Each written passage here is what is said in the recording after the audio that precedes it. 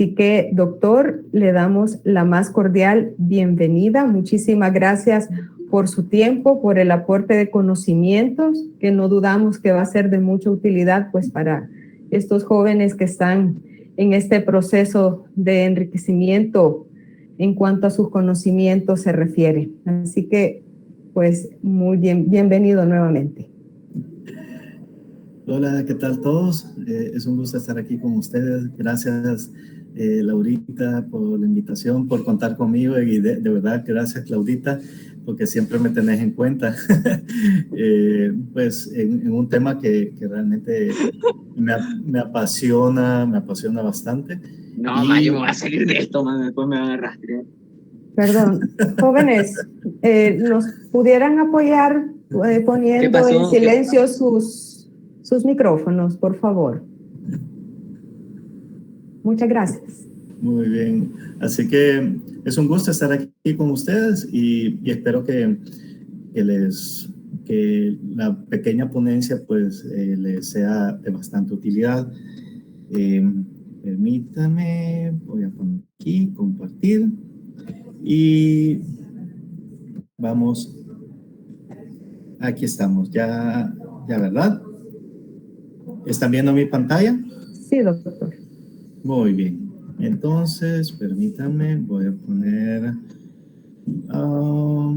opciones de puntero y ya vamos. Muy bien.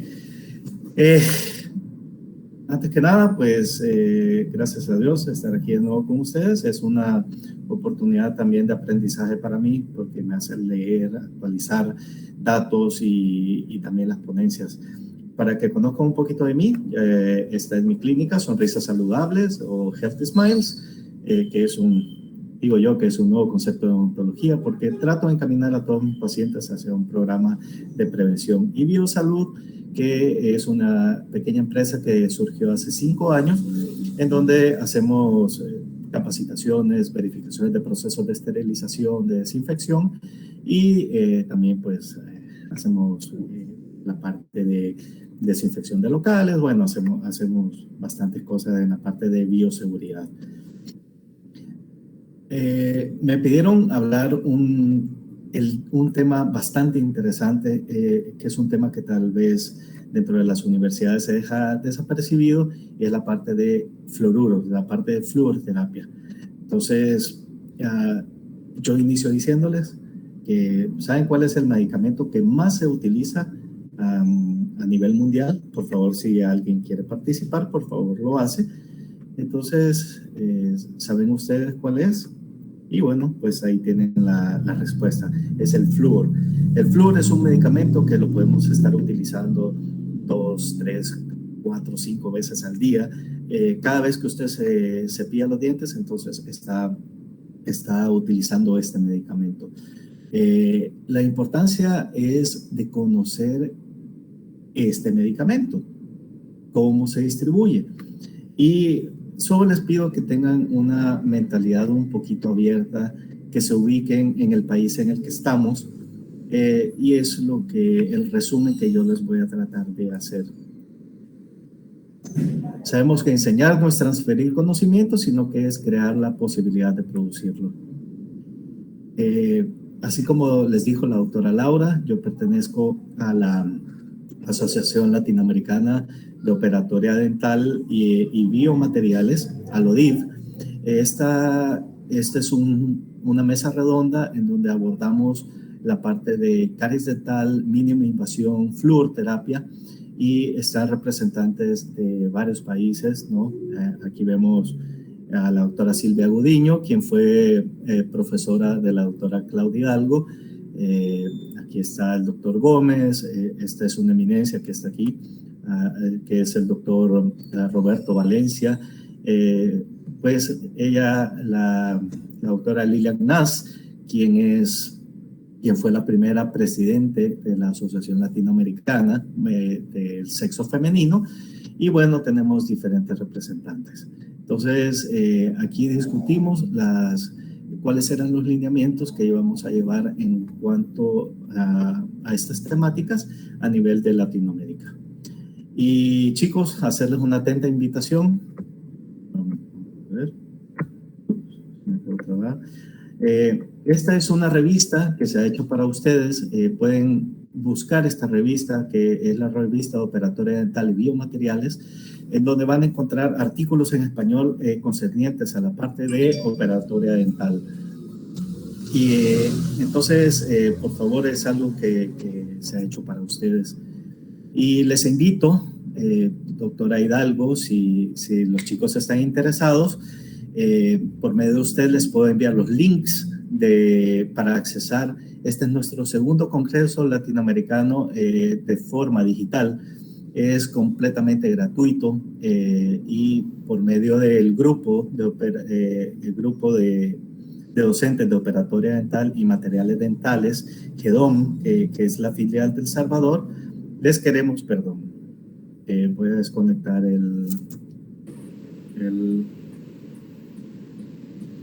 muy bien.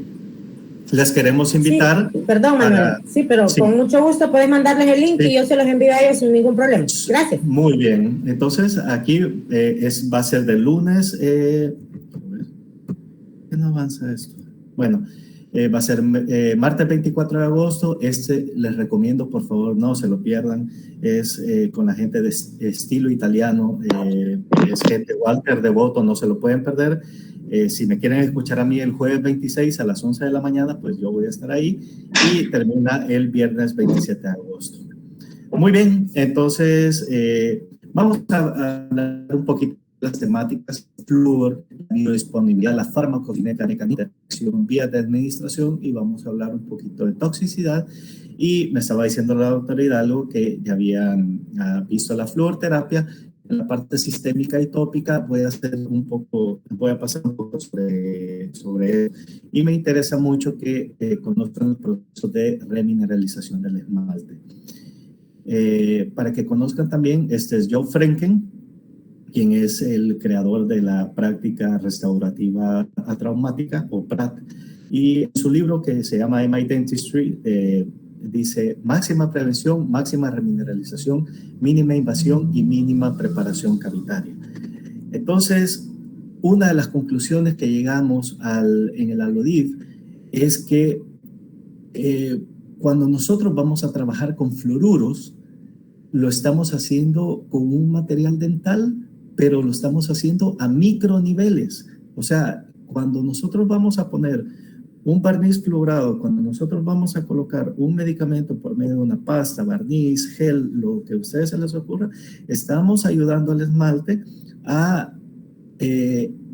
mantenerse íntegro, pero estamos hablando a microniveles. Por eso les digo, tienen que abrir un poquito su mente. No es que vamos a hacer una preparación cavitaria, no, sino que por medio de mecanismos biológicos, fisiológicos, vamos a estar manteniendo la integridad del esmalte y la integridad de la dentina.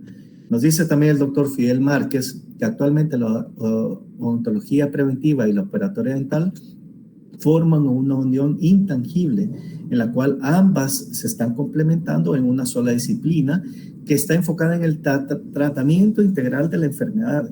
¿Cuál es la enfermedad? Caries dental, en lugar de la simple eliminación de la lesión.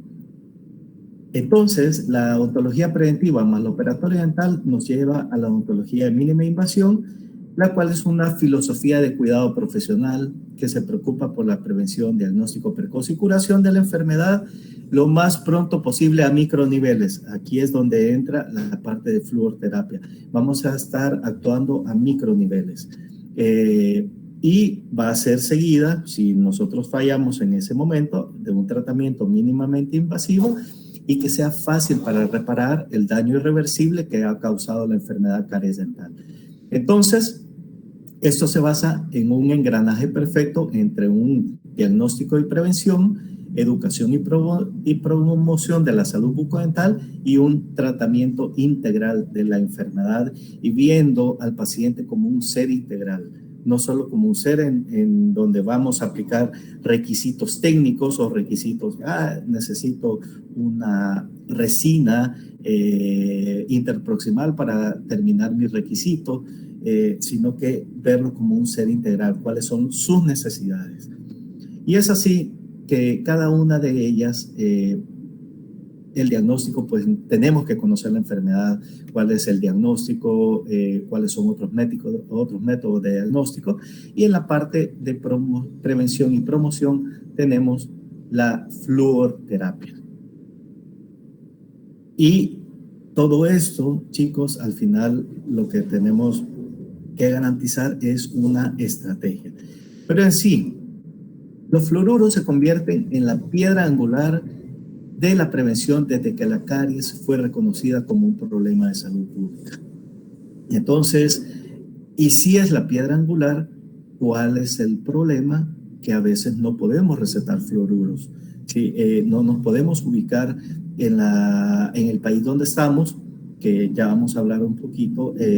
Quiero que idealicen todo lo que les voy a hablar. Yo sé que a veces son conceptos un poquito raros, porque no, yo quiero estudiar odontología, yo quiero estudiar el esmalte, yo quiero estudiar el mejor material dental, pero necesitan saber el por qué nosotros como odontólogos, como estomatólogos, somos los designados en la receta de los fluoruros. No es posible que otras profesiones estén recetando vitaminas fluoradas, que estén recetando, o que otras entidades nos vengan a decir que la sal fluorada es mejor que un cepillado dental. Entonces, esto es para que ustedes tengan criterio propio. Muy bien, entonces los fluoruros, lo que ya sabemos es que tienen la capacidad de prevenir el inicio y la progresión de la enfermedad caries dental. Eso, entonces se considera que su utilización ha influido en la reducción de la prevalencia y la gravedad de la caries dental en la mayoría de los países. Y en la prevención se ha incorporado otras medidas, porque no solo es fluoroterapia. Ustedes pueden tener el mejor barniz fluorado del mundo, la mejor pasta del mundo, pero si no va de la mano de otras estrategias, como una buena higiene bucal, como un control de la dieta cariogénica, selladores, como la parte de prevención primaria en la parte de salud bucal, y otro, estar observando a nuestros pacientes desde el vientre materno hasta cuando ya tengan enfermedades de tipo crónico, no transmisibles, por ejemplo, diabetes mellitus. Tenemos que observar al paciente, porque no a todos se les va a recetar de una misma forma.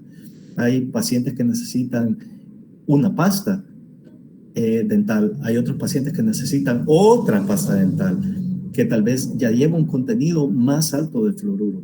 Entonces, o hay pacientes que necesitan venir cada 6 meses al odontólogo, hay otros que tal vez cada año. Entonces, quítense también eso de la cabeza, que el paciente tiene que venir una vez al año, tal vez mínimamente una vez al año, pero hay pacientes que tienen que venir prácticamente cada mes. ¿Por qué? Porque su riesgo de caries dental está demasiado alto. ¿Por qué? Ya sea por enfermedades o porque está recibiendo algún tipo de medicación que va a poner en riesgo la calidad de vida bucal. Entonces, una visión actual sobre la utilización de los fluoruros debería de basarse en los conocimientos de su mecanismo de acción. Esto es bien importante, la existencia de diversas fuentes de flúor a las que puede estar expuesto el paciente y la población. Muy importante, evaluar el perfil de riesgo para decidir una vía correcta de aplicación y dosificación en el paciente para minimizar o evitar los efectos adversos. Esto es bien importante. Si nosotros entendemos estos tres mecanismos o estos tres ítems, ustedes van a poder hacer un uso racional de los fluoruros, y en vez de pasarnos de la prevención de caries dental, nos podemos pasar a la fluorosis de esmalte o a la fluorosis esquelética. Entonces nosotros tenemos que mantener un balance. Entonces, aquí viene, ¿qué es el flúor? El flúor es un gas halógeno de color amarillo claro que a temperaturas normales tiene una marcada electronegatividad, tanto así que es el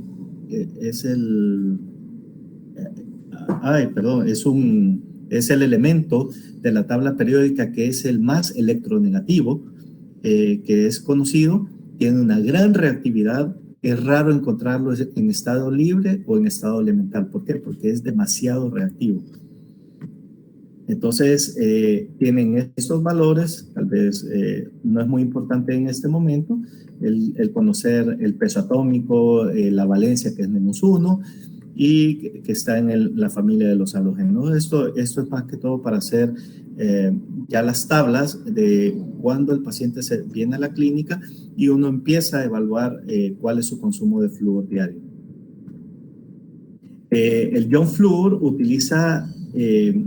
ocupa el 30º lugar en el elemento químico de mayor abundancia en la corteza terrestre y representa el 0.65 del peso total de la corteza terrestre.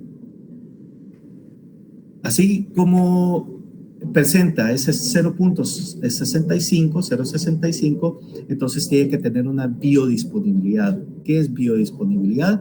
Es donde se encuentra disponible este elemento. Entonces tiene un ciclo vital, por lo cual lo vamos a encontrar ampliamente distribuido en diferentes capas terrestres. Y es así que lo vamos a encontrar en la atmósfera, en la biosfera, en la litosfera y en la hidrosfera. Vamos a ver cada una de ellas un poquito rápido. En la litosfera es la capa más superficial de la Tierra sólida, caracterizada por su rigidez. Hay un gran número de minerales que va a formar un fluoruro de tipo inorgánico, y los más importantes son el fluoruro de calcio o fluorita, el fluoramino de sodio o creolita y el fluorfosfato cálcico o fluorapatita. Entonces, de los dos primeros, la fluorita y la creolita son las principales fuentes industriales de sales solubles para el uso odontológico. Entonces ya saben de dónde vienen las pastas dentales. Entonces se van a buscar estos minerales para poder sintetizarlas y ponerlas en una pasta dental. Entonces, de ahí van a sacar el fluoruro de sodio y el monofluorfosfato de sodio. Entonces, ya saben de dónde viene, parte de la litosfera. Además, el flúor se encuentra en las rocas y en el suelo en combinación con diferentes minerales. ¿Alguien conoce dónde fue tomada esta foto? ¿Sí? Entonces, está en las rocas volcánicas. Entonces, este es en el Playón, esto es en la parte que está ahí por San Juan Pico, enfrente del Autódromo El Jabalí. Entonces, para que vean que nuestro país empieza a ser una fuente bastante fuerte del ion flúor. Entonces, ¿por qué? Porque tenemos rocas volcánicas. Y también se encuentra en el agua de mar. ¿Cuáles son las características de El Salvador? Pues tenemos prácticamente, nuestro territorio es más grande en la costa que en la parte de tierra. Entonces, y también tenemos una alta actividad volcánica. Entonces, para que se vayan adentrando un poquito. ¿Por qué? Bueno, ustedes van a sacar la conclusión o al final les voy a decir esa conclusión. Entonces, también tenemos yacimientos de sal de origen marino. Entonces, nosotros también somos, además de consumir la sal, sobre todo en la parte de la Unión, que tenemos las salineras, entonces también exportamos sal a otros países. Otra, la concentración de los fluoruros se va a incrementar según aumenta la profundidad del subsuelo en relación a la capa superficial, por ejemplo aquí. Y estará relacionada con la filtración de los estratos rocosos. Entonces, las características de los suelos. ¿Y qué, doctor? Si a mí me importan los dientes, no me importa, pero tenemos que ver por qué, porque no sabemos en qué parte nos va a tocar trabajar, señores. Imagínense, nos tocan esto en las zonas agrícolas, en las zonas donde son, por ejemplo, Usulután, que es una de las zonas más afectadas, o San Miguel, y también parte de la Unión, que tenemos estos estratos de suelo. Entonces ustedes tienen que tener la capacidad de discernimiento para ver el tipo de flúor o la cantidad de flúor que les van a poner de forma tópica. Entonces los suelos ácidos van a permitir el paso libre de flúor hacia los planos profundos. ¿Qué se encuentran en los planos profundos? Pues las corrientes o las aguas del subsuelo. Y entonces, ¿y dónde van a ir a parar esas aguas del subsuelo? Pues la gente abre pozos y de ahí van a agarrar el agüita para poder hacer los frijolitos, para hacer su sopa y para tomar. Entonces ahí viene esa parte muy importante. En los suelos ricos en calcio y aluminio, como es muy electronegativo, entonces van a fijar el flúor y van a formar compuestos poco solubles, y entonces cuando vamos a tener aguas de menos de 1 parte por millón. Y en suelos salinos, ¿dónde están esos suelos salinos? En la zona costera, que van a estar ricos en sodio. Se puede incrementar la presencia de los fluoruros solubles a cantidades de más de 1 parte por millón en las aguas. Importancia la vamos a ver más adelante. Muy bien, la hidrosfera es el sistema material constituido por el agua que se encuentra bajo, en y sobre la superficie de la Tierra, y está en íntima relación con la litosfera y la concentración de flúor que presentan las aguas superficiales y profundas. Entonces, esto va a estar íntimamente relacionado. Muy bien, hay que establecer una distinción entre las aguas superficiales y las aguas profundas. Entonces, la concentración del flúor va a estar lógicamente relacionada con lo siguiente: la disociación, la solubilidad y la actividad propia de los minerales. La porosidad de la roca y el suelo, eso ya va a ser de la parte de la litosfera. El tiempo de paso empleado.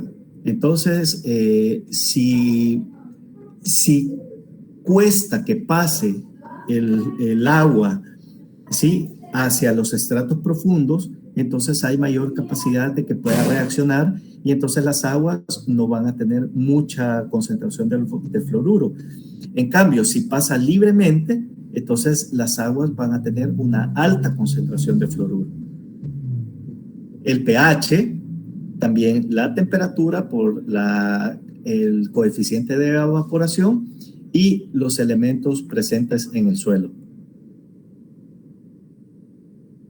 Y entonces vamos a tener así que el agua de los pozos y ríos va a oscilar entre 0.1 y 10 partes por millón o más.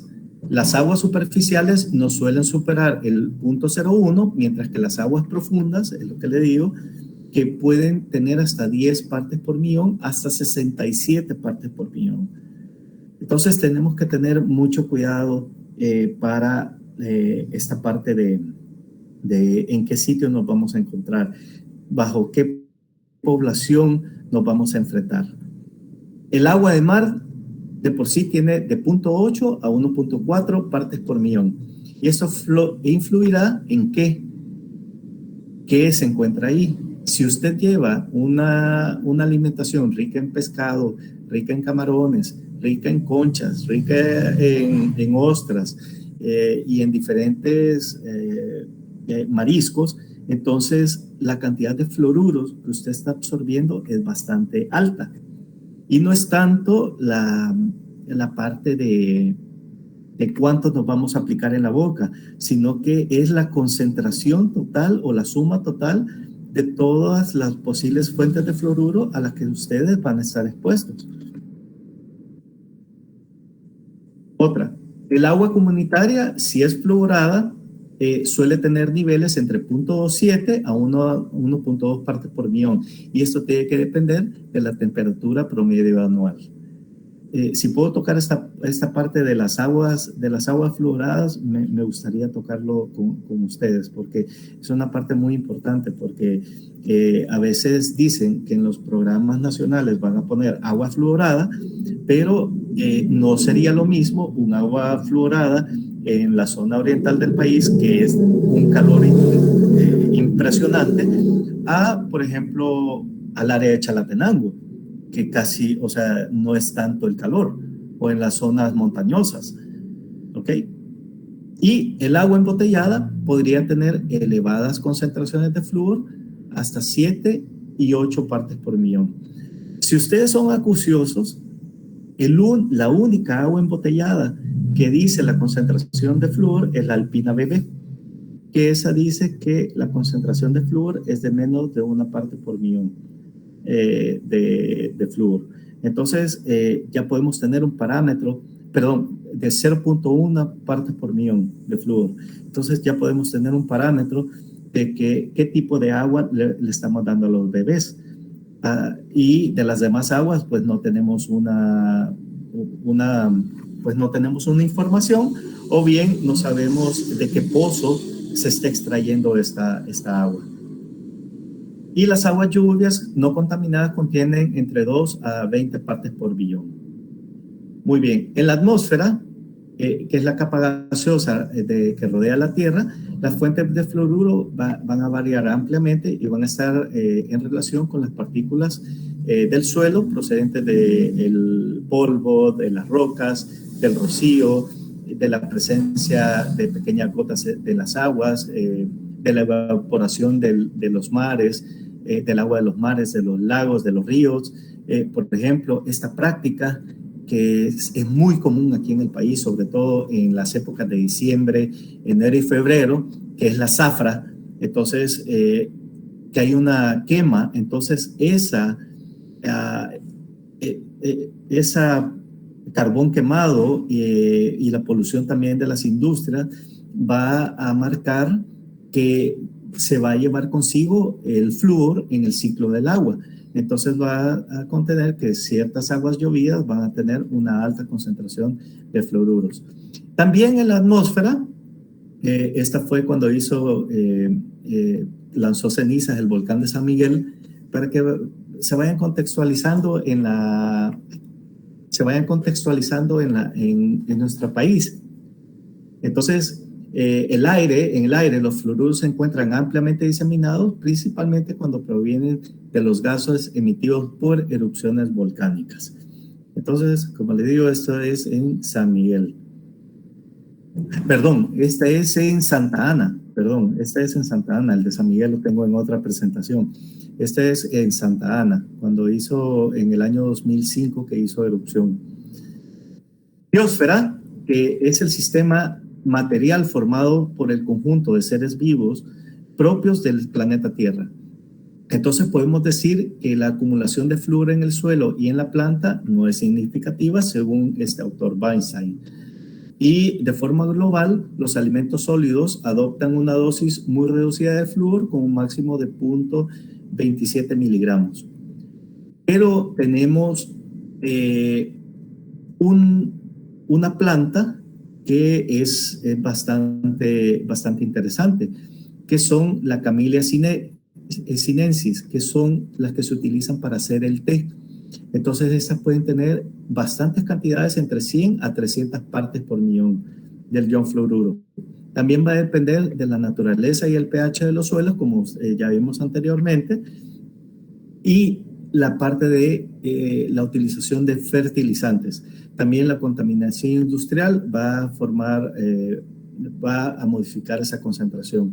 El clima y las condiciones de crecimiento, esto es bastante importante, sobre todo en la parte de hidrosfera, porque recordemos que nuestras poblaciones van creciendo y van adoptando zonas hasta de tipo montañoso. Por ejemplo, me decía el doctor Roberto Valencia que están teniendo un problema bastante serio de fluorosis en la Ciudad de México. ¿Por qué? Porque están creciendo hacia las montañas. ¿Y qué es lo que pasa? Que la gente necesita agua para sobrevivir, entonces los pozos a los cuales están expuestos tienen una alta concentración de flúor. Entonces ya la parte de Ciudad de México, Guadalajara y otras zonas están teniendo ya problemas de fluorosis de esmalte. Muy bien, y la otra parte es la manipulación de los alimentos. Muy bien, entonces aquí tenemos una tabla, por ejemplo, las frutas, cuántas partes por millón pudieran tener.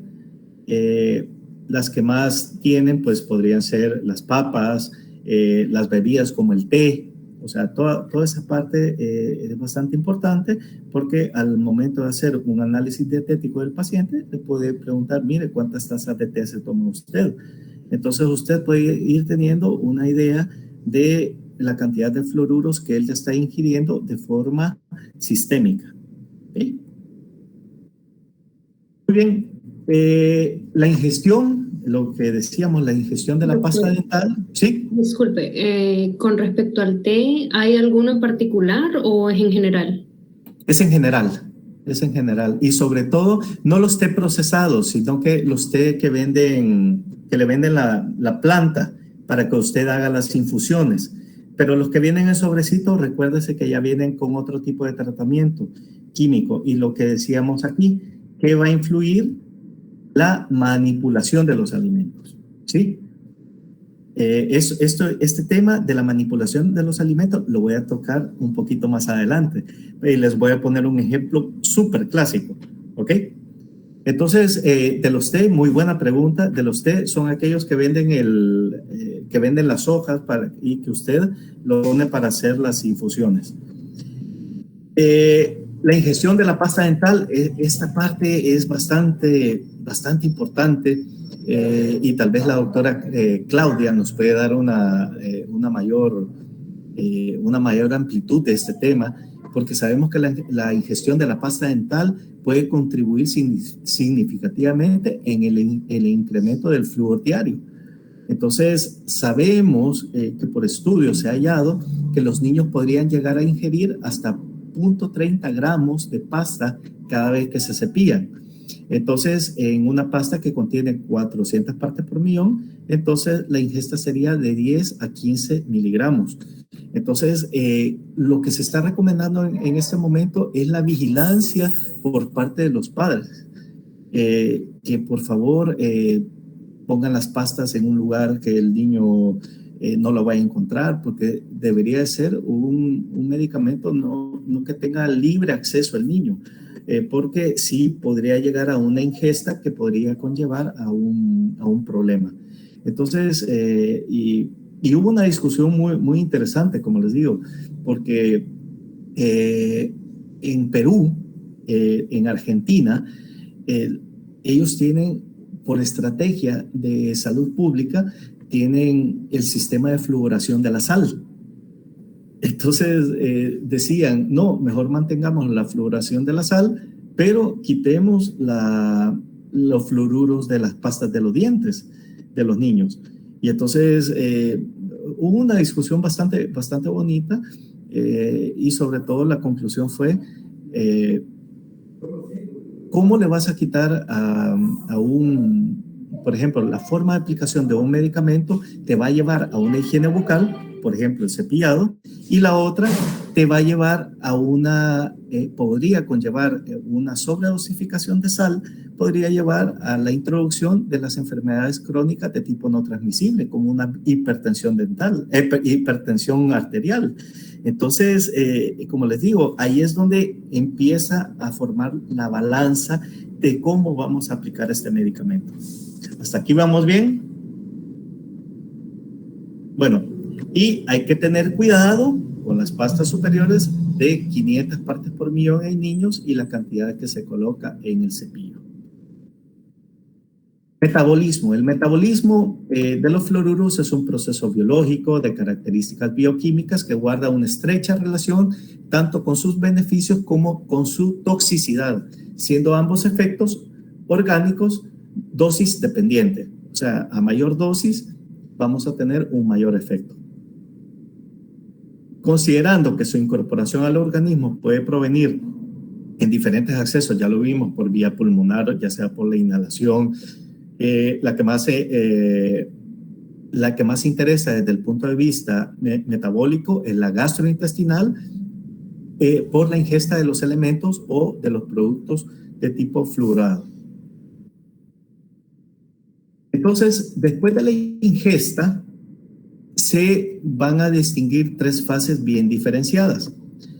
Va a haber una fase de incremento rápido que va a ser dado por la mucosa gastrointestinal, luego una fase de descenso rápido que se llama fase alfa, que es después de 1 hora después de la ingestión, y una fase de disminución lenta, que es la fase beta, que es de 4 a 5 horas posterior. Entonces, y que se va a estar excretando, ya sea por el sudor, las heces, la orina, la leche materna, eso lo vamos a ver más adelante.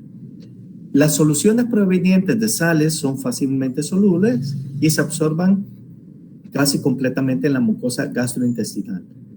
Y el flúor es absorbido en la mucosa bucal, especialmente cuando se encuentra en soluciones ácidas. Entonces, por ejemplo, el flúor fosfato acidulado. Entonces, si nosotros colocamos una cantidad no adecuada de flúor fosfato acidulado y sobre todo sin protección, entonces puede haber una absorción por parte de la mucosa bucal. Y la solubilidad del compuesto de flúor tiene un gran efecto en la cantidad y ritmo de la absorción. Entonces, cuando tenemos una sal soluble, el 100% de la absorción se va a dar en la mucosa gástrica y sobre todo en el intestino delgado. Luego de esa absorción va a pasar al plasma. El 50% de ese flúor absorbido va a pasar a los huesos y a los dientes, sobre todo los dientes en formación. Entonces, aquí tenemos cuando yo llevé por 14 años el programa de adulto mayor del Hospital Militar, y es una crónica, y cuando les pedí barnices fluorados para ponerle a los adultos, y entonces me dicen, no, si los fluoruros se ponen hasta los 16 años. ¿Y por qué? Les digo, es que si no le va a dar fluorosis de esmalte. Entonces ya vamos a ver si es probable que a un adulto le dé fluorosis de esmalte. Entonces, es una parte de, como les digo, a veces esta parte se pasa muy desapercibida en las universidades y es, como les digo, la piedra angular de muchos de los tratamientos que nosotros estamos llevando. Aún los nuevos materiales bioactivos que están en acción están conllevando estos mecanismos de remineralización por parte de los fluoruros. Entonces, el 50% se va a ir a los huesos y a los dientes. ¿Por qué? Por su alta afinidad al calcio. El otro % se va a ir a otros tejidos, sobre todo los tejidos que están bien vascularizados. ¿Cuáles son? El cerebro, ¿okay? Glándula submandibular, lengua, ¿sí? Entonces, y lo otro, la excreción se va a dar principalmente por la orina. Entonces, cuando nosotros vamos a hacer estudios de fluorosis, de esmalte y de toxicidad en las comunidades, nosotros le pedimos a los niños muestras de orina para ver cómo es esa excreción, ¿no? En la leche materna. Esta parte es súper interesante. Cómo se da la parte de excreción en la leche materna y el por qué nosotros no tenemos que dar compuestos fluorados o vitaminas fluoradas en el embarazo ni en los bebés. También en las heces, en el sudor y en la saliva, ¿ok?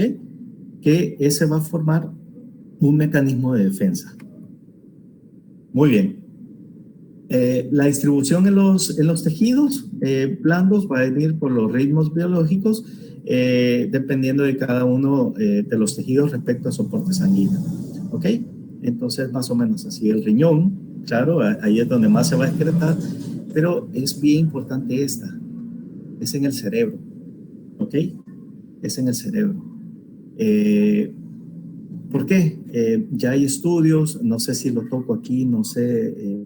vamos a ver más adelante, o si no se los voy a decir, que hay estudios en donde correlacionan las zonas de fluorosis de esmalte con el IQ de los niños. Entonces, para que vayan viendo también cómo podemos pasar de ya una toxicidad de tipo crónico, podemos llegar también a unas deficiencias en nuestros escolares. Así que para que vayan haciendo como un equilibrio de las fuentes de fluoruros a los cuales ellos pueden estar expuestos. Para la distribución del flúor en los tejidos mineralizados dependerá de varios factores biológicos. Por ejemplo, la edad. La retención es inversamente proporcional a la edad.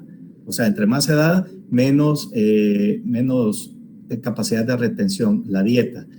Pues sí, entre más, por ejemplo, comes muchos mariscos o comes muchos alimentos que contengan fuentes fluoradas o cosas así, entonces va a haber mayor aporte. La actividad metabólica ósea, o sea, es más en los tejidos vascularizados, en los procesos fisiopatológicos, estados fisiológicos y los estados nutricionales. El tipo de hueso, más en el hueso esponjoso, donde tenemos más hueso esponjoso nosotros. Por ejemplo, desde el punto de vista bucal, donde tenemos más hueso esponjoso. A ver. Bueno, entonces esto les va a determinar el por qué algunos dientes van a ser más propensos a tener más fluorosis de esmalte. ¿Ok? La cantidad de flúor en el organismo va a ser variable y depende de la ingestión, de la inhalación, de la absorción y de la eliminación, así que y también de las características propias de cada elemento.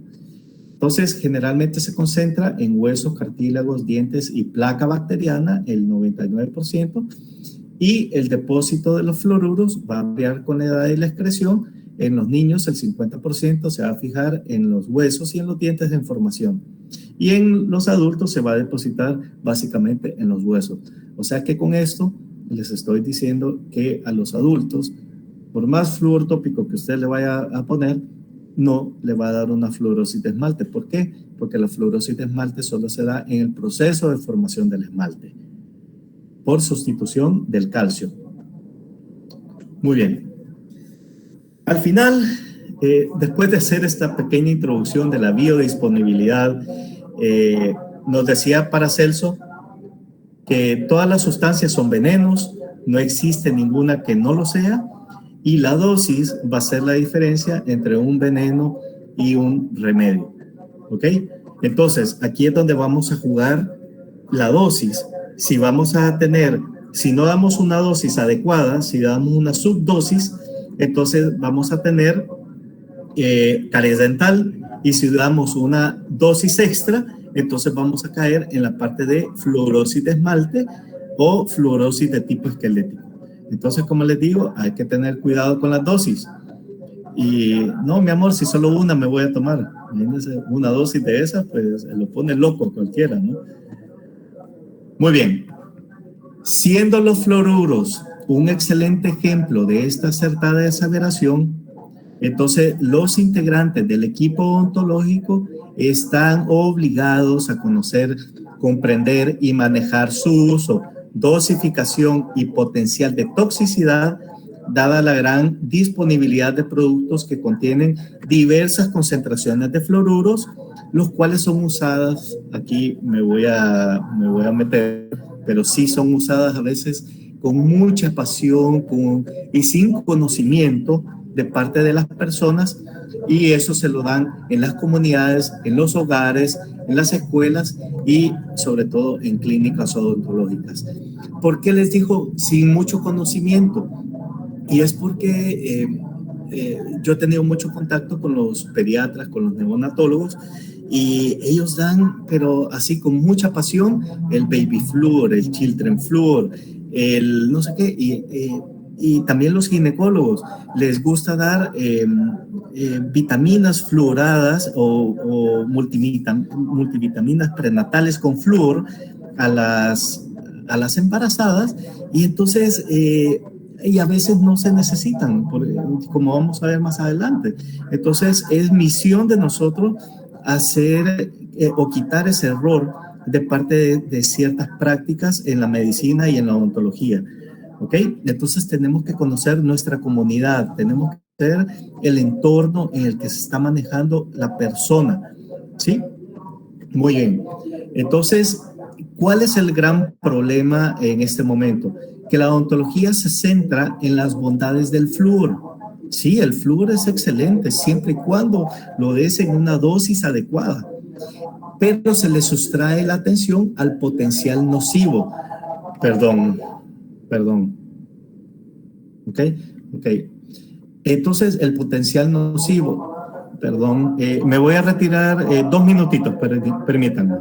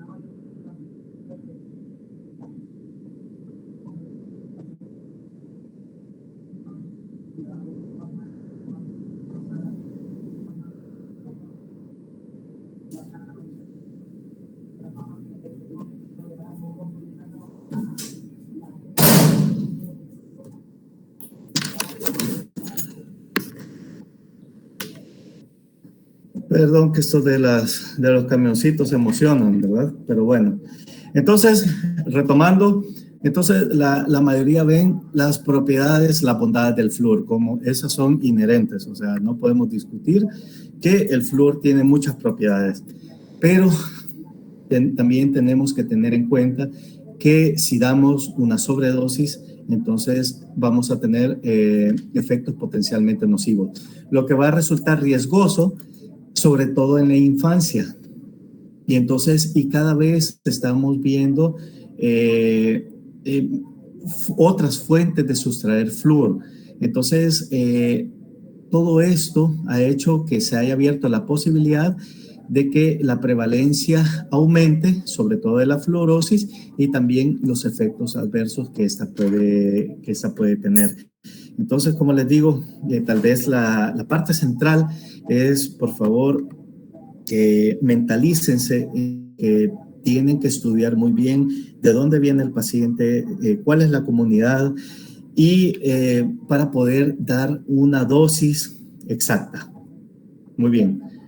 ¿Cuáles son los efectos? Primero, la toxicidad aguda, que es la ingestión de alta dosis que puede causar envenenamiento, capacita a provocar hasta suicidios. La dosis letal va a ser entre 5 a 10 gramos de fluoruro sódico, que va a equivaler a 2 a 4 gramos del ion flúor para una persona que pesa aproximadamente 70 kilogramos. ¿Ok? Entonces hay que distinguir, para la toxicidad aguda, hay que distinguir entre dosis letal cierta, o sea, la dosis que resultaría letal, la dosis tóxica probable, la dosis que suscitaría una inmediata intervención terapéutica y hospitalización ante la posibilidad de consecuencias graves, que es más o menos 5 miligramos de fluoruro por kilogramo en menores de 6 años. Entonces tenemos que ir guardando eso para hacer la sumatoria del ion flúor que él está recibiendo. Y la dosis tolerada de seguridad o dosis máxima tolerable, que es la cuarta parte de la dosis letal cierta. Entonces, cuando se van a fabricar productos que contengan flúor, entonces ellos ven esta parte de acá, la dosis tolerable de seguridad. Para que tengan una referencia, entonces la cantidad de pasta dental que debería ingerir un niño para alcanzar una dosis tóxica probable, o sea, de 5 miligramos de fluoruro por kilogramo de peso.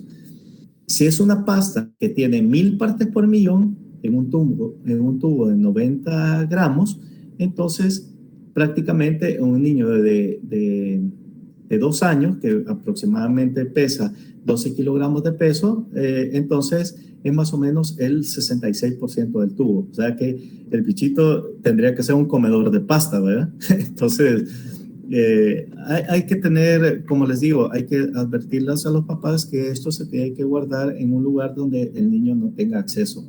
Y en una pasta que tenga de 400 a 500 partes por millón, los tubos son más pequeñitos, aproximadamente de 45 gramos, entonces tendría que encontrar donde usted tiene las demás pastas dentales, ¿verdad? Pues, se tiene que comer 3 pastas, ¿no? Entonces, y ya para un niño de 6 años, por ejemplo, para una pasta de 1000 partes por millón, entonces el tubito entero. O sea, no se lo va a comer, pues. O sea, ¿cómo es lo que le digo?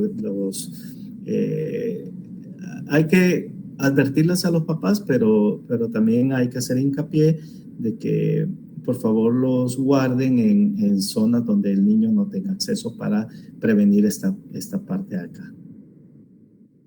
¿Qué es lo que causa la toxicidad aguda? Signos, pues el primero son náuseas, vómitos, hipersalivación, que el organismo se está tratando de defender ante ese envenenamiento. Dolor abdominal y diarrea. O sea que si se comió la mitad del tubo, lo más probable es que va a tener una diarrea. Pero ya si nos pasamos a dosis altas, por ejemplo, inhalación de gas, o por ejemplo, sí, que se comió el tubo completo, entonces podríamos tener algún tipo de convulsión, arritmias, puede entrar en estado de coma, parálisis respiratoria y hasta se puede morir. Como les digo, hay que llevar un equilibrio. ¿Okay? La toxicidad crónica se da cuando los individuos ingieren cantidades elevadas o moderadas de flúor por encima de la dosis tóxica de seguridad durante tiempos prolongados. Entonces, vamos a tener 2 entes, la fluorosis de tipo esquelético y la fluorosis dental o fluorosis de esmalte. Para que conozcan un poquito, hay zonas endémicas a nivel del mundo en donde las concentraciones de flúor, ya sea en aguas, sobre todo en zonas muy pobres, en donde tienen que tener aguas de pozo o tomar aguas de río o pues otras fuentes de agua, o donde ellos extraen los alimentos. Entonces tenemos estas endemias que esta es una fluorosis de tipo esquelético, entonces pueden llevar a a este tipo de invalidez, y que puede resultar pues muy caro para las comunidades, ¿no?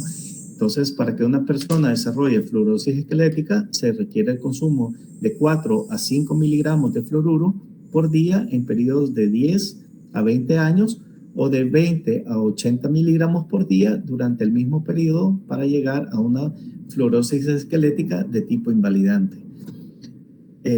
Aquí tenemos cómo se puede dar. El hueso normal más o menos tiene entre 500 a 1000 partes por millón. La fase preclínica es cuando el hueso tiene entre 3500 a 5500 partes por millón, es asintomática y apenas es detectable en la masa ósea. La fase clínica 1, hay dolores esporádicos, endurecimiento de las articulaciones, osteoesclerosis de la pelvis y de la columna, y ya hay otras que arriba de 9000 partes por millón. Esto es ya a nivel de hueso, o sea, la absorción que ha tenido ese hueso. Hay limitaciones de movimientos articulares, calcificación de los ligamentos del cuello, de la columna vertebral, hay deformidades invalidantes, hay efectos neurológicos, hay compresión de la espina, de la médula espinal. Entonces, esto generalmente, como les digo, se da en la India, en Mongolia, en China, en estas zonas en donde, además de la pobreza, pues las diversas partes o yacimientos de agua que ellos toman son altamente fluoradas, y también son zonas que son destacadas por tener muchas montañas. Así que para que ustedes se vayan haciendo un esquema de cómo se da. Y la fluorosis o la toxicidad crónica es la fluorosis dental o fluorosis de esmalte, que es definida como una hipomineralización caracterizada por grandes porosidades superficiales y subsuperficiales mayores que las encontradas en el esmalte normal como consecuencia a la ingesta excesiva de fluoruros durante el periodo del desarrollo dentario, específicamente en los primeros 5 años de vida. Entonces, en donde la amelogénesis se da durante la etapa de maduración de la matriz orgánica del esmalte. ¿Ok? Entonces, la posibilidad de tener una fluorosis de esmalte que sea no estética, o sea, ya cuando el niño tenga 6 años, prácticamente si ya le da un compuesto fluorado, ya no va a ser una fluorosis para los demás dientes, ya no va a ser tal vez algo que no sea estético, pero puede llegar a ser no estética si el consumo empieza desde el vientre materno hasta los primeros 5 años de vida. ¿Okay? La severidad y la distribución van a depender de la concentración plasmática de fluoruros y la etapa de actividad amelogénica y la susceptibilidad del huésped. ¿Ok? Entonces, clínicamente se va a caracterizar por opacidades blanco-tiza que afecta a dientes homólogos. O sea, ese es para el diagnóstico. Ese es algo bastante importante porque a veces dicen, es una fluorosis. O dicen, el paciente tiene una hipoplasia, pero siempre fíjense, eso ya es un detalle clínico. Si la misma mancha se repite o es casi igual en dientes homólogos, sí, puede ser de variada extensión, pero las tinciones son casi similares, entonces estamos ante un caso de fluorosis de esmalte. Entonces, estas tinciones exógenas posteruptivas también pueden agregarse. Entonces, porque son zonas de efecto, entonces, si el paciente pues toma muchos colorantes o cosas, entonces se puede teñir. Doctor, una pregunta. Sí. ¿Sí? Anteriormente habló de como los signos y los síntomas o los efectos que puede generar tóxico, ¿verdad? El flúor ya en un adulto. Sí. Entonces, en un adulto no habrían como manifestaciones clínicas físicas en los dientes por exceso de flúor, solamente en los niños. No, como no, o sea, también en los adultos. Y acuérdense, esto empieza desde el desarrollo, o sea, va a tener una combinación de ambas. Va a tener una fluorosis de esmalte y una fluorosis esquelética. Entonces, lo que pasa es que es muy diferente porque para que haya una fluorosis esquelética tiene que haber una concentración de flúor aún mayor. O sea, la que ingieres tiene que ser aún mayor para que ese flúor absorbido se deposite en los huesos y tengamos esa concentración hasta arriba de 9,000 partes por billón. En cambio, esta es como si puedes consumir un poquito menos por un periodo largo de tiempo. Por ejemplo, te lo voy a poner así, desde antes del embarazo, ahorita se está acostumbrando a eso, ya cuando empiezan a planificar, a la madre se le empieza a dar ácido fólico y se le empiezan a dar las prenatales. Y si el terapeuta que se la va a dar o el ginecólogo no está entrenado en esta parte, entonces le va a dar, ¿cómo se llama? Le va a dar una prenatal que tienen hasta 1 miligramo del ion flúor. Entonces, ese miligramo después se va a ir acumulando y imagínate, queda embarazada. Entonces, desde ese momento va a haber un acúmulo, ¿sí? Y podría llegar a una fluorosis desde el vientre materno y hay que ubicarse dónde está la mamá. ¿Ok? Eso te estoy diciendo nada más una cosa. Por ejemplo, las vitaminas fluoradas. Pero si también la mamá se cepilla con pasta de dientes fluorada, que así tiene que ser, entonces, y por A o B motivo se traga un poquito, entonces empieza el efecto sumatorio. Y como le dijeron que la sal fluorada o doblemente fortificada, que le dicen aquí que es con vitamina A y perdón, ese es el azúcar, pero la sal fluorada, imagínate, esta paciente vive en zonas endémicas de fluorosis. Por ejemplo, te voy a mencionar Quiquilisco, que es o la zona de Usulután, Tecapán, todo eso, que es la zona que más se conoce.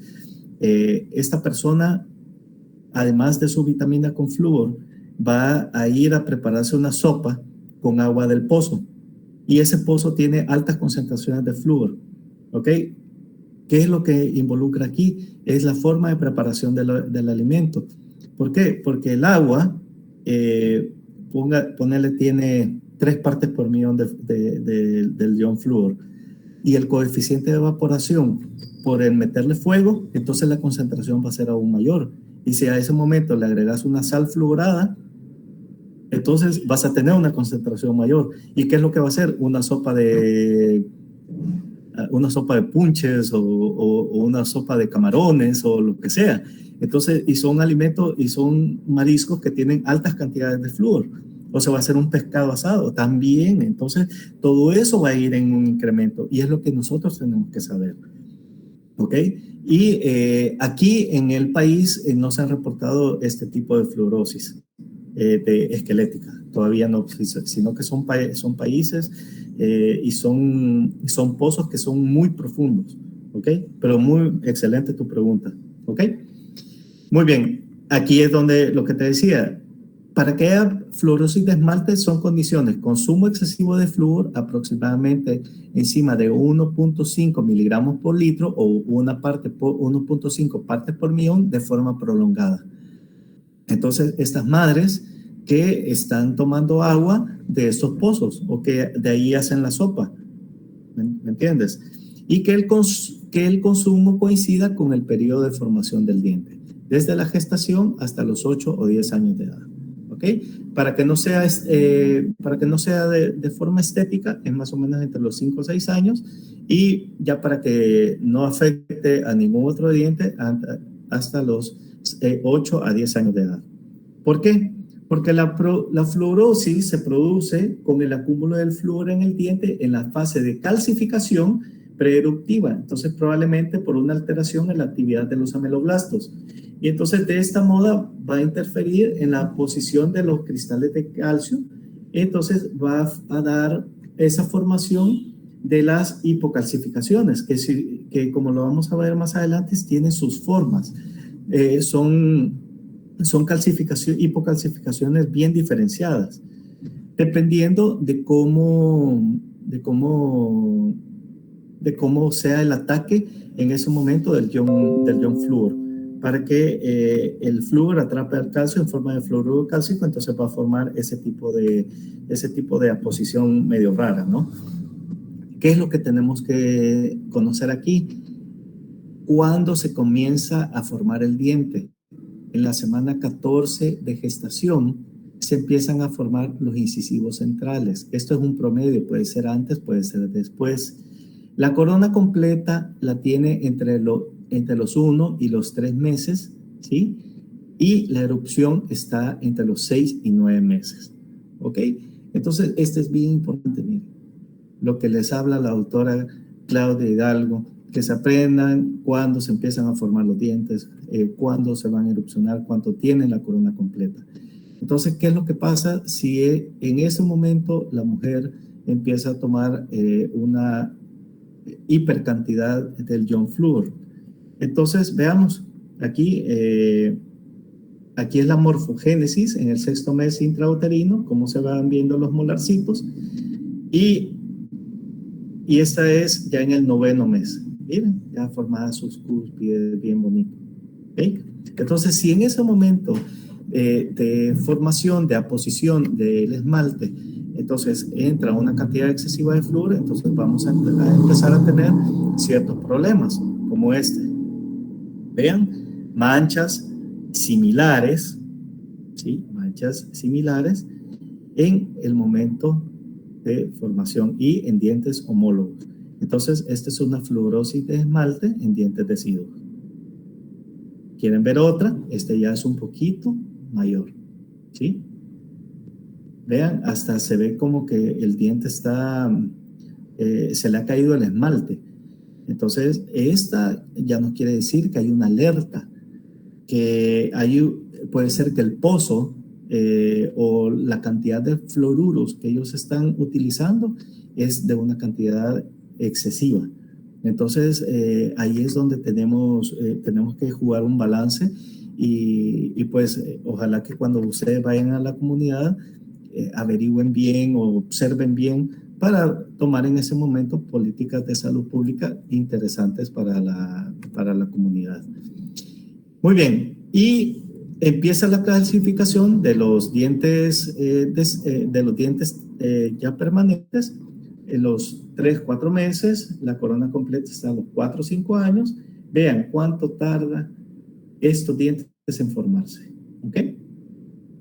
Cuánto tardan en formarse. Entonces hay mayor probabilidad de tener una fluorosis de esmalte o que se vea una fluorosis de esmalte en los dientes permanentes que en los dientes deciduos. Y si ya lo vimos en los dientes deciduos, entonces, como les digo, nos tenemos que poner en alerta para hacer una medición real de los fluoruros que está tomando los pacientes y también hacer un uso racional de los fluoruros que nosotros vamos a dejar. Vean, ven esas líneas, ¿sí? Miren. Vean, miren. En dientes homólogos, ¿sí? Aquí lástima que está rotadito, pero vean los incisivos centrales inferiores. Entonces, me acuerdo muy bien de esta paciente porque me mandaron a llamar que no sabían qué era eso. Y lo primero que le digo, mire, ¿verdad que usted vive en Lourdes, Colón? Y se me quedó viendo como, ¿y este brujo de dónde salió? Y es que cuando tú te vas adentrando a la investigación de cómo se va desarrollando las fluorosis, nosotros somos, aquí se los voy a decir, somos un país que somos endémicos de fluorosis de esmalte. ¿Por qué? Porque como vimos la biodisponibilidad de este ion, o sea, este se da más en zonas volcánicas y zonas que tienen costa, ¿ok? Entonces, y es lo que abunda aquí en el país, o sea, tenemos volcanes y tenemos costa. Entonces, y también tenemos ciertas costumbres agrícolas que nos llevan a tener unos suelos bastante salinos, bastante sódicos. Entonces, las aguas del subsuelo contienen bastante flúor.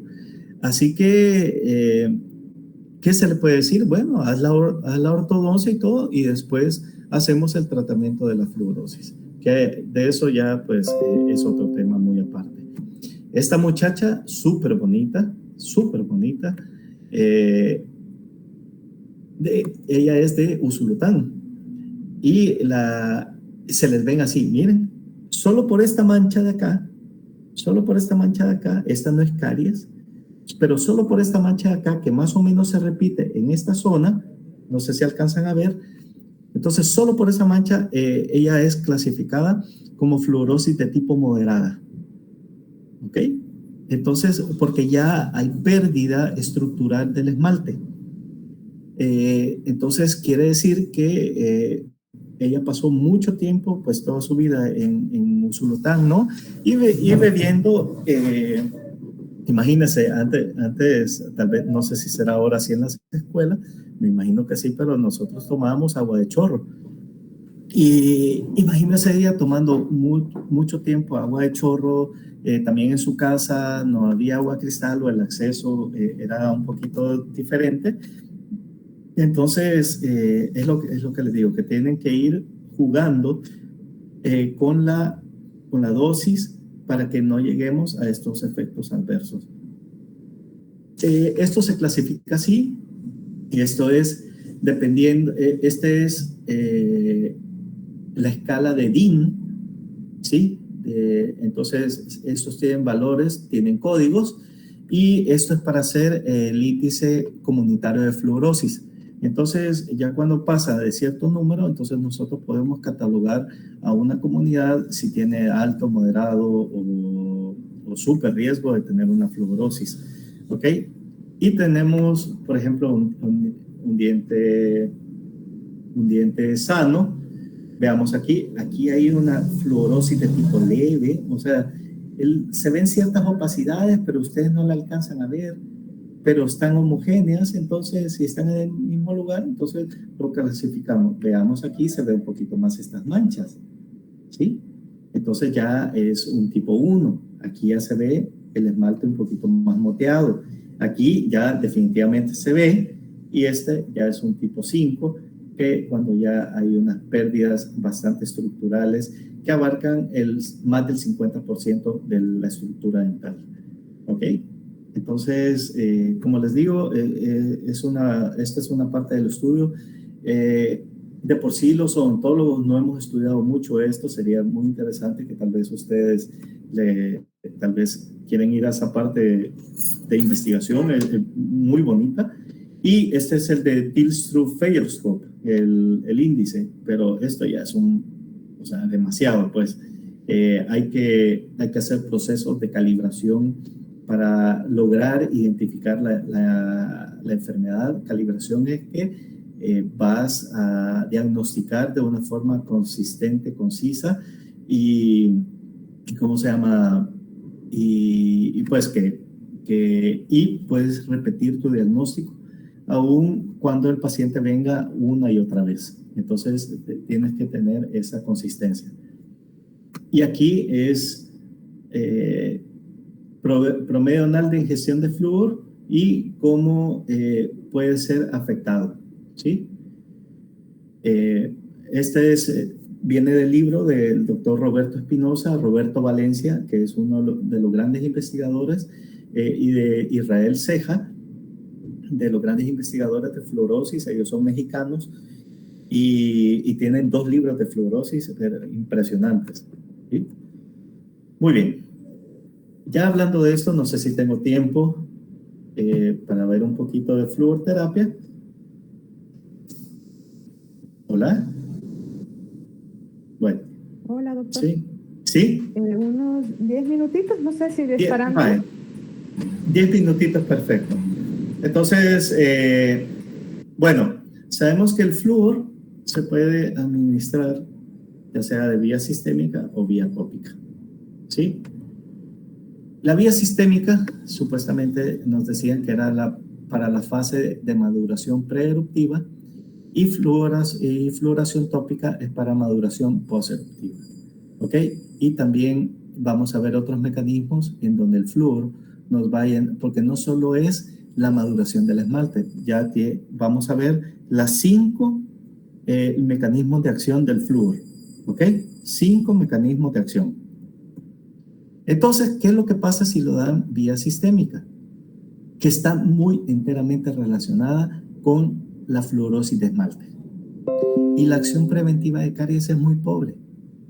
Entonces te dicen, ¿para qué vas a estarle dando algo que es potencialmente tóxico, que no le va a ayudar en sí a la parte de caries dental? Entonces no sirve. Lo más importante es que tienes que aplicarlo de forma tópica. ¿Cómo lo vas a aplicar de forma tópica? Pues yo creo que eso ya está muy bien sabido. ¿Ok?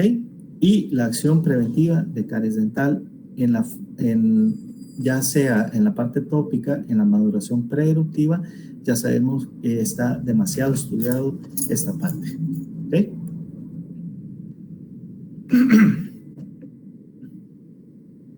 Mecanismos de acción.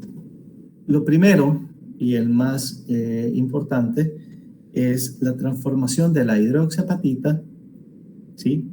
Que son los cristales que forman el esmalte, ustedes ya saben, en fluorapatita. ¿Cuál es la diferencia entre uno y otro? Que la hidroxiapatita, por su efecto estructural, que es el ion hidroxilo, entonces tiende a ionificarse muy fácilmente. Y también la hidroxiapatita, a un pH de 5.5, se empieza a ionificar, o sea, empieza a perder minerales. Se divide en calcio fosfato y el ion hidroxilo. Y en presencia de flúor, se va a transformar en fluorapatita, que es mucho más resistente, sobre todo su capacidad estructural es más resistente, entonces es más difícil que se ionifique y esta se empieza más o menos a ionificar a pH de 4.5. ¿Ok? Lo que hace el flúor también es, recordemos que el diente de leche, o sea, el diente deciduo, es muy alto el contenido de carbonatos y de carbonatos y de carbono y carbonatos, ¿sí? Entonces, para la maduración que necesita la saliva, entonces va transformando ese carbono en calcio y los carbonatos se van siendo sustituidos por fosfatos. Y en ese momento, si nosotros le incorporamos el flúor, entonces vamos a tener una fluorapatita. ¿Ok? No vamos a tener el fosfato cálcico ni la hidroxiapatita, sino que vamos a tener la fluorapatita, que es lo que nos ayuda para que los dientes sean un poquito más resistentes. ¿Ok? Aquí ya vimos un proceso, o sea, transformación de la hidroxiapatita en fluorapatita. Luego, el siguiente mecanismo es la inhibición de la desmineralización, ¿sí? O sea que ya cuando está en forma de fluorapatita, entonces es más difícil que el diente se desmineralice. Y hay una catálisis de la remineralización del esmalte desmineralizado. ¿Qué quiere decir? Entonces, que la remineralización, o sea, esa pérdida de minerales que ha tenido el esmalte por ese ataque ácido, es mucho más fácil. ¿Ok? Entonces, aquí tenemos ya 3 mecanismos de acción. ¿Ok? Aquí es más o menos el mecanismo de cómo se ionifica la hidroxiapatita y luego cómo entra el esmalte en forma de fluorapatita. Esta es la parte importante, miren. Recuérdense de los microniveles. Entonces, nosotros concluimos que al estar poniendo sustancias fluoradas en el diente, como estas se van a formar reservorios de fosfato cálcico en ese biofilm que nosotros queremos hacer que sea compatible con el diente, entonces estamos poniendo un esmalte líquido. ¿Sí? Por eso vemos aquí esmalte líquido. ¿Ok? Entonces, la fluoroterapia es una forma de hacer operatoria dental, solo que lo estamos haciendo en microniveles. Y para que lo entiendan, chicos, no es posible que una fluoroterapia, después de tanta ciencia que más o menos les estoy mostrando aquí, no es posible que la fluoroterapia nosotros la veamos como algo que no forma parte de la operatoria dental. Entonces, aquí estamos hablando a niveles, microniveles, a niveles biológicos, a una biología natural, solo que le estamos ayudando un poquito. Ya cuando estamos poniendo los materiales, pues ya es otro, ya son a macro niveles. ¿Ok? Otra, el mecanismo de acción, el cuarto, es la reducción de la producción de polisacáridos de la matriz extracelular de la placa dental. Entonces, si nosotros le ponemos aquí, porque lo que hace el biofilm es que se protege, entonces al aplicarle a usted el flúor, vamos a reducir esa matriz extracelular. Y entonces, ¿qué es lo que vamos a hacer en ese momento? Que va a ser más susceptible a los antimicrobianos. Porque en aquellos pacientes que son de alto riesgo de caries dental, entonces damos a veces terapias combinadas de fluoruros con clorhexidinas o con otro quimioterapéutico. ¿Por qué? Porque así bajamos la carga microbiana. Y si recordamos en sí qué es la caries dental o cuáles son los factores primarios de la caries dental, ustedes se pueden comer todo el azúcar que quieran, pero si no tienen las bacterias cariogénicas, entonces no va a haber caries. ¿Ok? Entonces, más o menos así es como nosotros jugamos con ese balance, desbalance de la caries dental. Y el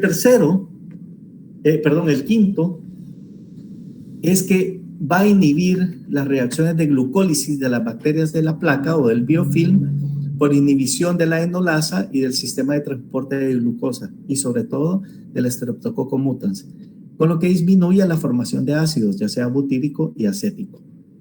Entonces, como vemos, no solo es que va a fortalecer el diente, sino que también va a formar parte para la parte de microbiología. Entonces nos va a ayudar. ¿Okay? Así que son los mecanismos de acción del flúor que yo después se los puedo enviar con la doctora Claudia Hidalgo.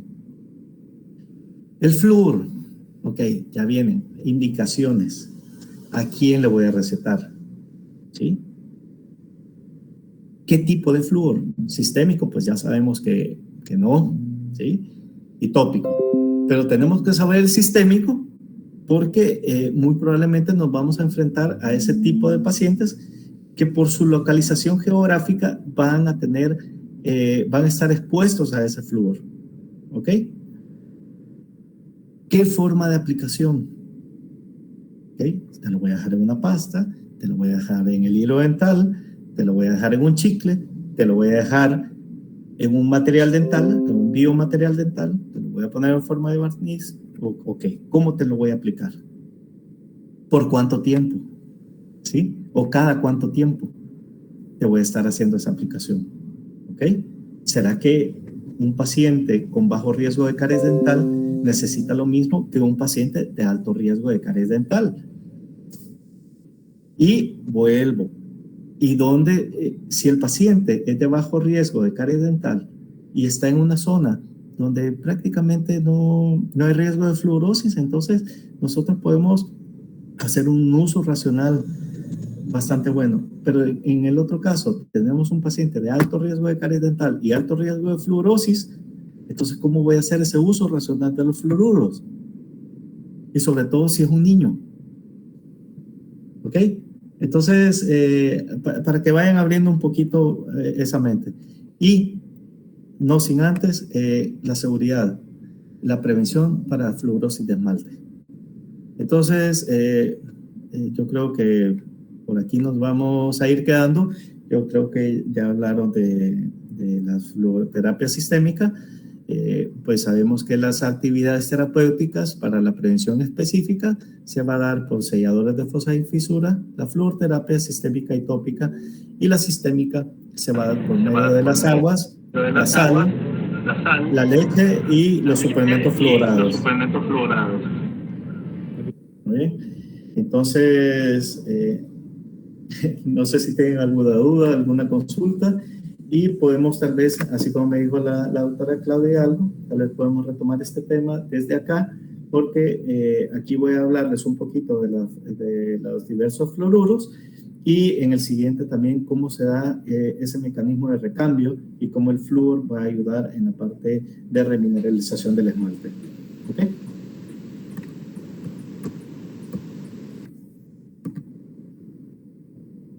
Como dijo.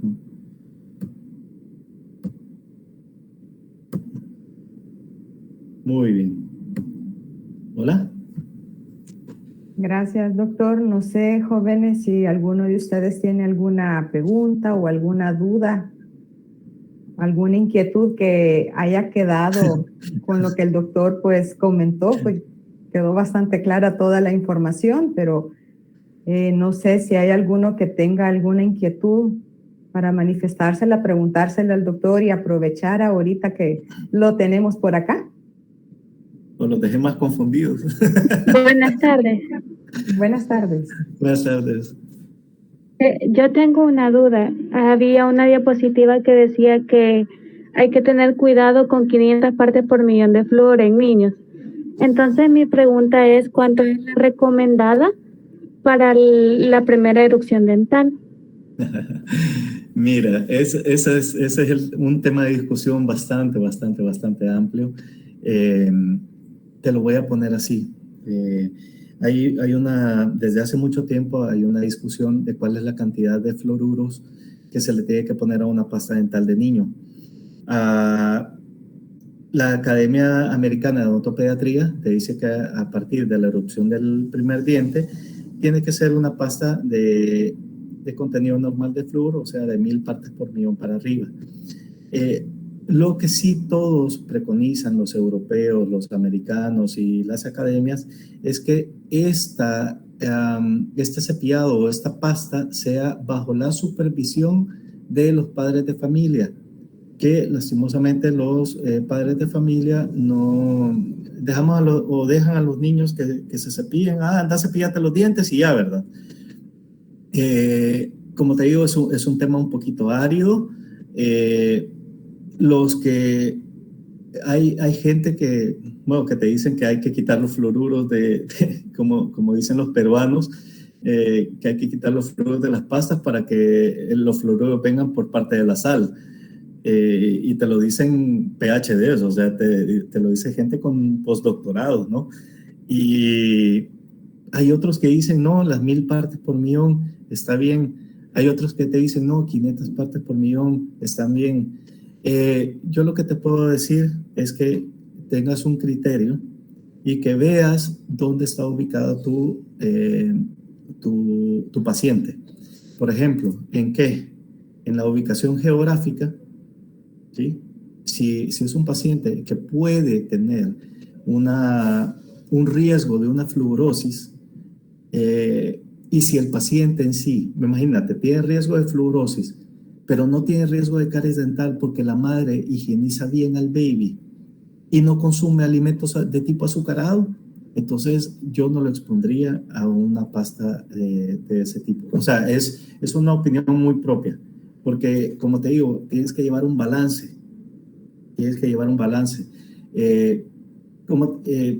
Sí te dicen que sea 1000 partes por millón, pero también tienes que saberla dosificar. O sea, tiene que ser un poquito de pasta, ¿sí? No tiene que ser así el gran chorrote de pasta dental. Una forma muy, tal vez no práctica, tal vez ahí la autoridad nos puede ejemplificar, pero yo les digo que sea la cantidad de pasta de la uña del dedo meñique del niño. O sea, es enseñadito, y hasta se los hago a ellos, solo enseñadito. Pero, como te digo, en una diapositiva también les puse que la mayoría ve las propiedades que tiene el flúor, pero no ven los efectos nocivos que pudiera tener. Y lástima que no les metí aquí, que no sé si más adelante ya voy a hacerla, o si no se las prometo, si me regalan un poquito de tiempo en la siguiente, es cuáles pudieran ser los efectos nocivos en el IQ de los pacientes. Y ya hay estudios a nivel nacional que han hecho en el cantón Ojo de Agua, en Chalatenango, en donde compararon dos cantones, uno con aguas hiperfluoradas y el otro cantón que no tenía esas aguas hiperfluoradas. Y resultó que el IQ de los niños es completamente diferente. ¿Por qué? Porque al final el flúor a exceso de cantidades es un neurotóxico. Entonces, ¿cuáles son las recomendaciones? Pues, híjole, ya son a forma de salud pública. Y lo que nosotros podemos hacer es colaborar con estas personas, tal vez diciéndoles, mire, busquemos otras alternativas, aunque sean un poquito más caras, no sé, porque tampoco, como te digo, no hay una ley de aguas en donde estén obligados los entes que te dan o que te proporcionan el agua a decirte cuál es la cantidad de flúor que tienen las aguas. Y los estudios que tenemos datan de 1990, 1995. Entonces, como te digo, sería muy interesante que tal vez como sociedades tomáramos una determinación. Yo lo que sí te puedo decir y que tenemos que vigilar mucho porque somos un país endémico de flúor. Y o sea, toma tú la decisión. ¿Ok? Sí, doctora. Gracias. Sí, doctora. Doctora. Uy, no se escucha.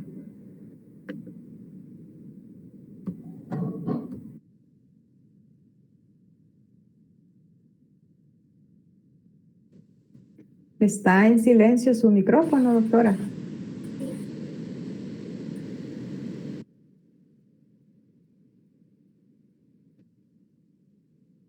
No, no se le escucha, doctora.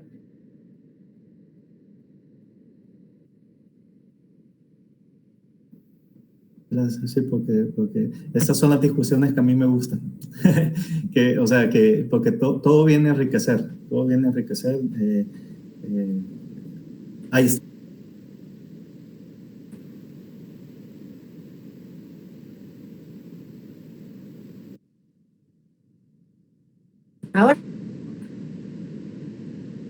Ahora sí.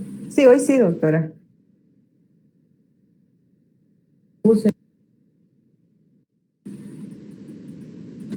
Ahora, espérenme, ya sé qué voy a hacer.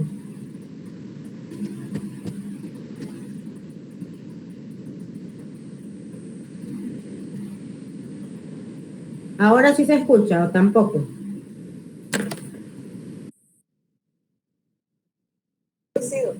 Ahora Sí, doctora, sí se le escucha. sí se oye. Del paciente, como le comentaba el doctor, que posiblemente no va a haber necesidad de utilizar flúor, en sentido en un paciente que está erupcionando, donde usted necesita remineralizar por el riesgo de caries que tiene, ¿verdad? Y como decía el doctor, las zonas cercanas a zonas volcánicas o a playa, ¿verdad? Que donde el paciente, lógicamente, no va a poder comprar un agua del súper porque es muy caro, ¿verdad? Y que ahora, gracias a Dios, tenemos una opción en el súper que aunque sea una pasta de niño que no tiene flúor, la que yo les mencioné la semana pasada, que tiene unos muñequitos de las